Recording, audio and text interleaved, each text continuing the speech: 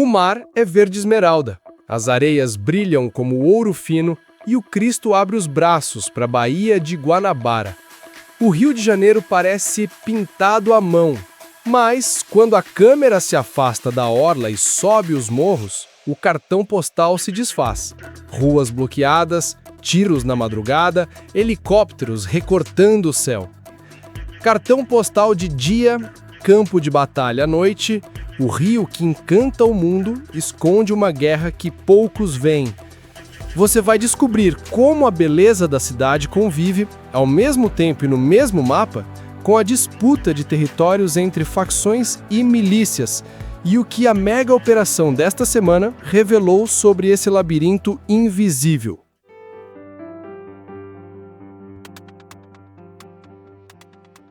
Hoje, o Rio está no centro das manchetes por um motivo que contrasta com seu imaginário de praia, samba e luz. Uma operação de segurança pública sem precedentes, com cerca de 2.500 agentes, deixou dezenas de mortos e prendeu mais de 80 pessoas em áreas como os complexos do Alemão e da Penha, territórios historicamente disputados pelo Comando Vermelho. Foi o dia mais letal em anos. Escolas suspenderam aulas e serviços foram interrompidos, acentuando a sensação de cidade cindida entre o turismo e o medo. Neste episódio, vamos descobrir quem são os atores desse tabuleiro, por que essa escalada acontece agora, como o poder paralelo dita o cotidiano de comunidades inteiras e o que os números mostram sobre a reconfiguração do Grande Rio nos últimos anos. No fim, voltaremos à orla para perguntar que cidade é essa que cabe, ao mesmo tempo, no cartão postal e no noticiário. Cartão postal versus zona de guerra. O rio que o mundo reconhece está nas curvas do Pão de Açúcar, nas barcas que riscam a Bahia, no pôr do sol que pinta o céu de cobre. A poucos quilômetros dessa moldura, uma outra cidade pulsa sob tensão. Vielas estreitas, barricadas improvisadas, bases de grupos armados e a presença intermitente de operações policiais de grande escala. A proximidade física entre o cenário turístico e os epicentros de confronto é o primeiro choque.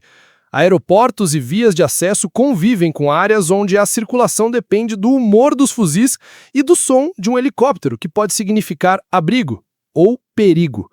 Em dias como os dessa semana, o Rio parece duas cidades, uma de horizonte aberto, outra de janelas fechadas. A pergunta que nos guia é simples e incômoda. Como esses mundos coexistem na prática? Quem é quem? Facções e milícias. Para entender, é preciso nomear. O Comando Vermelho, facção de longa data, consolidou o domínio sobre rotas e pontos de venda. Seu poder se mede em território e armamento. As milícias, por outro lado, nasceram de redes que misturam agentes do Estado e interesses privados. E o seu negócio é o controle cotidiano. Cobram por gás, internet, transporte alternativo e proteção, tomando de assalto a economia de bairro.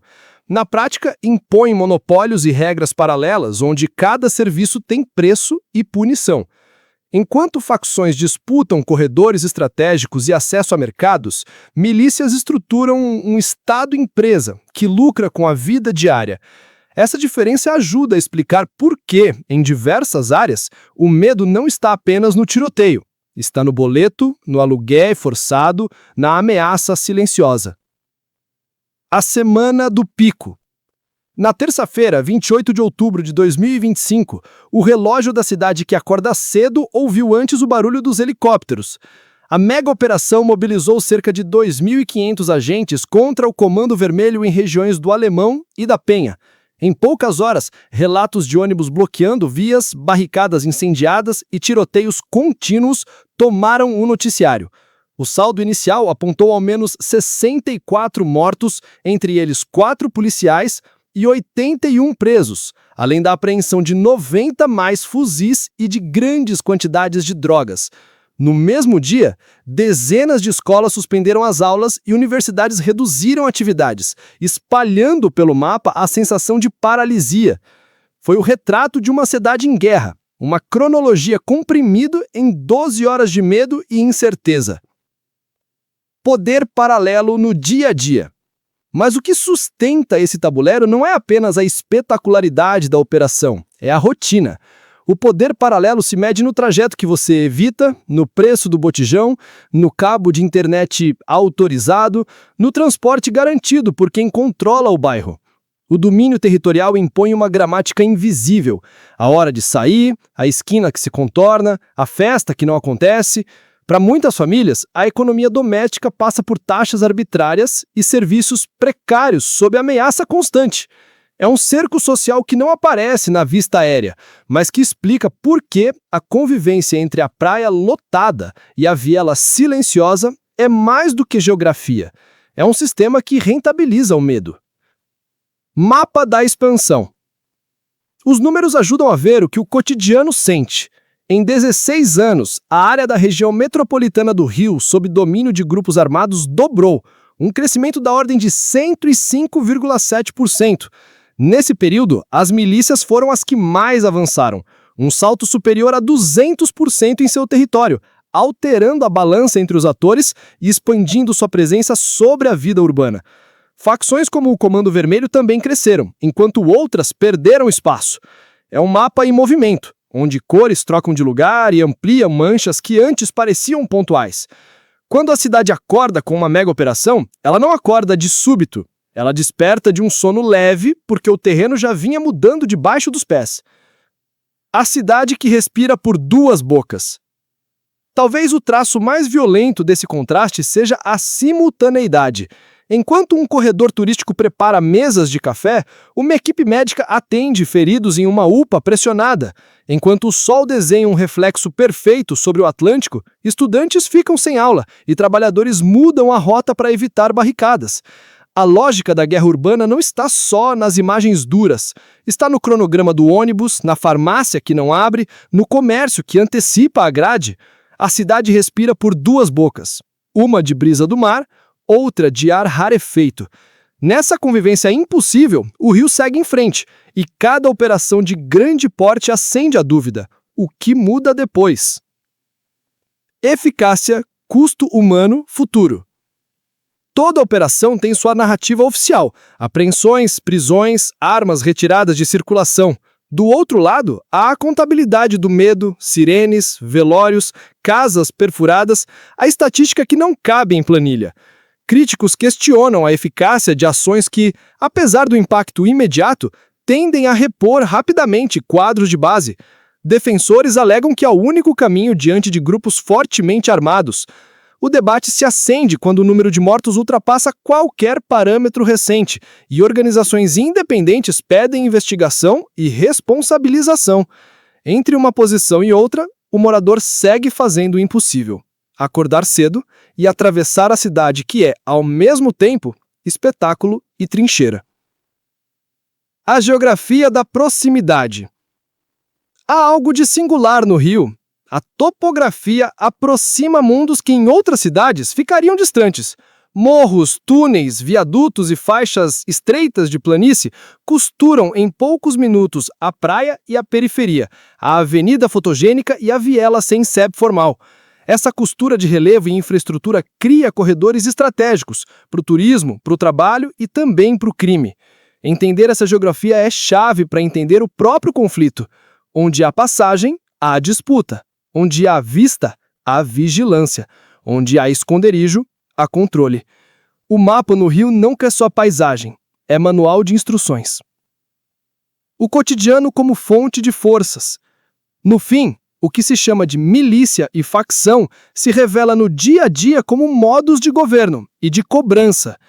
A diferença entre pagar um serviço regular e um imposto clandestino, entre ter uma rota livre e uma barreira silenciosa, define a dignidade de uma vida inteira.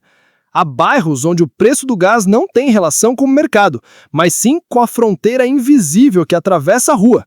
Há vielas onde a internet depende menos de fibra e mais de permissão. Há quem viva um toque de recolher tácito, mesmo em noites de silêncio aparente. É o Rio fora do cartão postal, uma cidade que se reinventa para sobreviver. Cronologia em close. Voltemos à semana que nos trouxe até aqui. Da madrugada ao fim da tarde, mensagens em grupos de bairro narraram um roteiro de urgência. Não sai agora. Ônibus parou, a escola avisou, ouviu? Na televisão, contadores de mortos e presos. Nas redes, vídeos de helicópteros e nuvens de fumaça. No fim do dia, balanços oficiais. Dezenas de mortos, dezenas de presos, armas, drogas. No dia seguinte, as perguntas. Por que aqui? Por que agora? O que muda? E no mapa, novas manchas se sobrepondo a manchas antigas. Lembrando que a cidade não parou. Ela apenas se recalibrava. O que os números não alcançam. Nenhum relatório registra o arrepio de quem escuta um disparo e tenta decifrar a distância pelo eco. Nenhum boletim traz a história de quem dorme no chão do corredor por medo de bala perdida. Nenhum gráfico capta a delicadeza de um comércio que baixa a porta meia hora antes porque é melhor não arriscar. Quando falamos de crescimento de domínio territorial, falamos de passos acelerados, de olhares para cima, de mães que contam o horário dos filhos com precisão de relógio suíço. É aí que o cartão postal se desfoca, não por falta de beleza, mas por excesso de realidade. É tentador imaginar soluções tão grandiosas quanto a paisagem. Planos definitivos, viradas de chave, promessas que cabem em manchete. Mas cidades raramente mudam por decreto. Elas mudam por somatório de pequenas escolhas.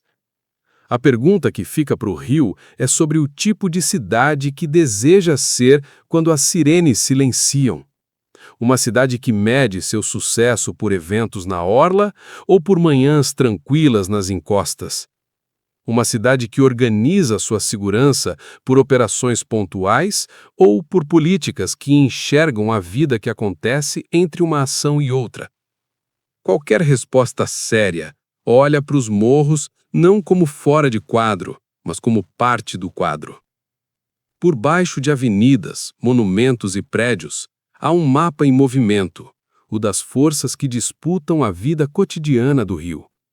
Nesta travessia, vimos que o mesmo sol que acende a orla ilumina, poucos quilômetros adiante, ruas que convivem com barricadas e toques de recolher tácitos, que operações de grande escala interrompem aulas e transportes e que a expansão de grupos armados redesenha, há anos, o território metropolitano. A Cidade Maravilha continua sendo maravilhosa, mas agora você conhece o verso da imagem, onde a beleza e a violência dividem o mesmo horizonte. Entre mar e morro, o rio revela que as fronteiras mais perigosas não são as geográficas, são as invisíveis. E em volta da Baía de Guanabara, ainda há caminhos não contados, onde a cidade guarda segredos que só aparecem quando o cartão postal perde o foco. E por hoje ficamos por aqui. Diga aí nos comentários o que você achou dessa história. E não se esqueça de seguir o canal e ativar o sininho. Fazendo isso, você nos ajuda a fazer com que esse conteúdo chegue a mais pessoas. Obrigado pela presença e até a próxima.